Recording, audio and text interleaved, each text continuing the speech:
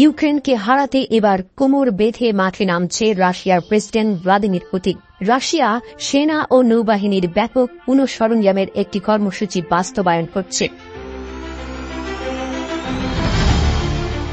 Putin সেনাবাহিনীর উন্নয়ন সভায় ভিডিও লিঙ্কের মাধ্যমে বক্তৃতা করেন। সেনাদের আধুনিক উচ্চ নির্ভুল অস্ত্র এবং সাঁজোয়া যান দেয়া হবে।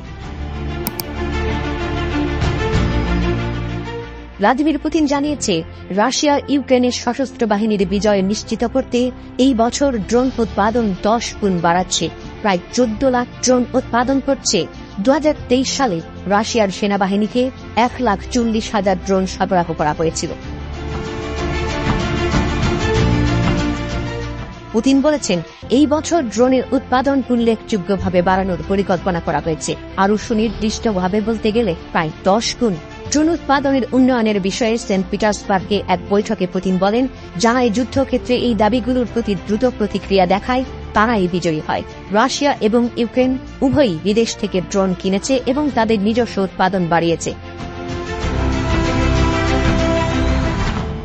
এদিকে রাশিয়ার সেনাবাহিনী ইউক্রেনের সামরিক স্থাপনায় ব্যাপক আক্রমণ চালাচ্ছে, যা কৌশলগত দৃষ্টিকোণ থেকে অত্যন্ত গুরুত্বপূর্ণ।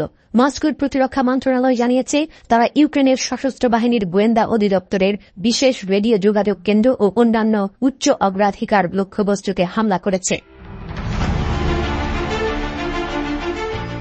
বৃহস্পতিবারের একটি বিবৃতিতে বলা হয়েছে, রাশিয়ান যুদ্ধবিমান, ড্রোন, ক্ষেপণাস্ত্র এবং কামান ব্যবহার করে এই হামলাগুলো সফলভাবে পরিচালনা করা হয়েছে। কিন্তু মন্ত্রণালয় কর্তৃপক্ষ এই হামলার জন্য কেন্দ্রটির সঠিক অবস্থান বা ক্ষতির পরিমাণ জানাতে অস্বীকার করেছে।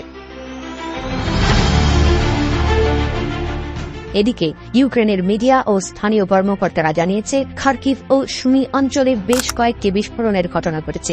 কিয়েভেও বিস্ফোরণের শব্দ শোনা গেছে, যা যুদ্ধ পরিস্থিতির তীব্রতা নির্দেশ করে। বিশেষ করে খার্কিভের উপর হামলার সময় বেশ কয়েকটি ব্যালিস্টিক ক্ষেপণাস্ত্র ব্যবহৃত হয়েছিল, যা দেশটির সামরিক সক্ষমতার উপর একটি গুরুতর আঘাত। রাশিয়ার পক্ষ থেকে বারবার বলা হচ্ছে যে তাদের হামলা কখনোই বেসামরিক জনগণের দিকে লক্ষ্য করে না, কিন্তু বাস্তবে সাধারণ মানুষের ক্ষতির ঘটনা ঘটছে। এই হামলাগুলো সামরিক স্থাপনাগুলির পাশাপাশি ভাড়াটে ঘাঁটি, প্রতিরক্ষা ও শিল্প সুবিধাগুলোকে টার্গেট করছে।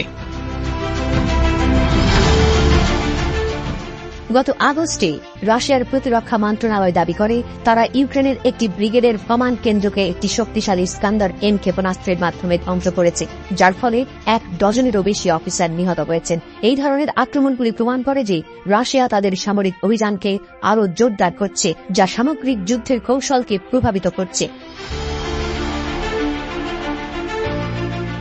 সার্বিকভাবে যুদ্ধের পরিস্থিতি ক্রমশ জটিল হচ্ছে এবং দুই দেশের মধ্যে উত্তেজনা বাড়ছে, যা আন্তর্জাতিক সম্প্রদায়ের জন্য একটি গভীর উদ্বেগের বিষয়। বিভিন্ন পক্ষের মধ্যে রাজনৈতিক আলোচনা ও কূটনৈতিক বিকল্প সন্ধানের চেষ্টা চলছে, কিন্তু সংঘাতের তীব্রতা তা বাধাগ্রস্ত করছে।